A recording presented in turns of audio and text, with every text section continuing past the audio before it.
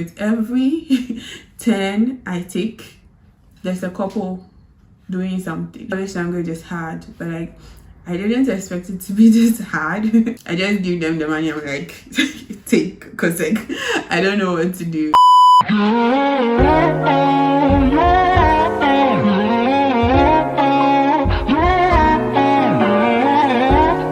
Hi guys, welcome back to my YouTube channel. If you're new here, I'm Esi Segwa. I'm a Ghanaian international student here in Europe, currently pursuing a master's as an Erasmus Mundus scholar. And if you're a returning subscriber, thank you for coming back. Thank you. Okay, so as you can see, we have a lovely weather today. We have sun. Surprisingly, we have like a temperature of like 14 degrees. I think it should go to like 15 degrees in like an hour or two, but we have sun. So I wanted to do this video, and since we have free sunlight today. So as you can tell from the title, I'm just going to be sharing some of my experiences and cultural shocks since I've been here in Poland. I've been in Łódź for the past 4 to 5 weeks, and I just want to share some of my experiences or things that were surprising to me as someone who is from Ghana, from the western part of Africa. So this is just my opinion. This is just what I have experienced. So let's just start. So number one, I was surprised of how effective the transport system was. Like, they are so on time. Like, if it says it's going to come at 10, it literally comes at 10. You should like start leaving your house, wherever you are, like at least 30 to 40 minutes before like the time, like to be able to get to where you want to, because if you calculate you are going to like take your time and get there, my dear, you're going to miss your bus or your tram. But it's really good. It's like it makes you be as punctual as you can be, because there are some transport systems, they could give you a time and then they don't move at that time. I remember when we went to Krakow and we took a train. The train was to leave at 7:04. Immediately it was 7:04, the train started moving. So it's not like it's at that 7:04 that they are like now preparing to no, exactly at that time. So I was surprised of how effective that system was. And the second thing is the weather. The weather changes are so crazy. It's like one time you could have snow and then it's raining and then there's sun and then like it's cloudy and it gets so dark here easily. I think like it depends, sometimes like by 2-3 p.m. and it's already starting to get dark. And from where I'm from, like I'm used to a place where like it starts getting dark, like you see after 6 or like 6-ish. So I was surprised like to see this like at 3 p.m. and like everywhere is like already dark, and it makes you feel like it's like already late and it's like your day is already over, but it's not. So I was also surprised like with how the weather changes, like it is here, like because it's really different. And the third thing I was also surprised to experience or to notice was like the number of people who smoke here. I don't judge when it comes to people's habits, but like I was just surprised. And it's not like you just see guys, it's like you see girls, like young girls also doing it. Young girls, middle-aged women, like everybody, like almost everybody smoking. And I was not used to this because like even like where I'm from, if you see people smoking, it's mostly going to be guys, not going to be girls. So like I was surprised. Like I think they have sometimes smoking breaks, and then like they have specific places for smoking, but literally like you could see smoking like areas in so many places, and like with every like little thing you might find someone who is smoking. So I was also surprised, okay, not so surprised, but like it's something that is like new to me. And the fourth thing I also was surprised about was the public display of affection. So if you're from the western part of Africa or from Ghana like me, I know that the most you probably see your parents do is maybe just hugging to like coming here and then seeing like people being lovey-dovey, like right in front of you. It can be anywhere, it can be in the bars, restaurants, at the mall. Like for example, like we just celebrated Vows Day like some days ago, so you can imagine like it was literally everywhere. Like with every 10 I take, there's a couple doing something. So like it seemed nice like to me, but like it's just like strange to me a little. Not strange, but like it's something I'm not used to, because like where I'm from, like you're mostly used to like showing like those kind of public those kind of like affection indoors, not you do it in public. But I think they just don't really care, and then they love boldly, which is something I think we don't do much. So it was new to me.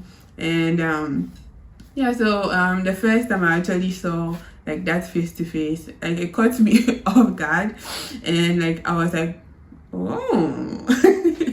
And yeah, so like that was like mostly my reaction when I first saw something like that. But I think now I've seen it so many times now, it has become like a normal thing for me to see here in Poland. So I don't know if it's like a general European thing, but it's like it's something I've seen a lot here. And another cultural shock for me was the Polish language. Guys, I am someone who is like really open when it comes to like learning new languages. And like when I was having my semester in Portugal, we had to do like some weeks of Portuguese classes, and it was like somehow like easy to grasp. And then I was like, oh, people have been saying like Polish language is hard, but like I didn't expect it to be this hard.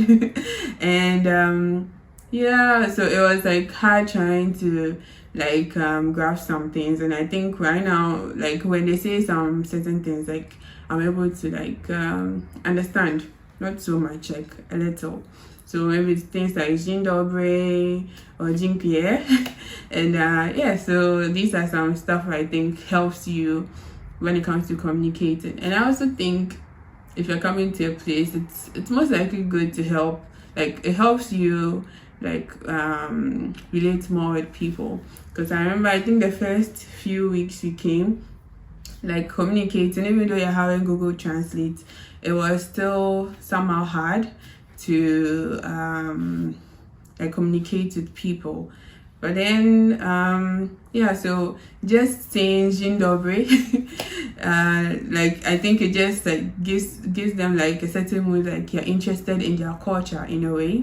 So it helps you to get a better relationship with the people in Poland. Okay, so another cultural shock I had was the money. It's not so shocking, but like I think trying to understand the money in the first place was like the currency was a bit of a problem for me. Because like first, like I've already tried to like understand the euros, and now I have to convert euros into Polish zloty or PLN. So it was sort of hard for me to try and grasp that as well. But along the way, like now I think it's easy for me to say, like maybe I know that this coin is for this and this together gives me this. But like at first I honestly couldn't tell them apart. Like I just give them the money, I'm like take, because like I don't know what to do. And another culture shock which I also had here was like you can see it's snowing.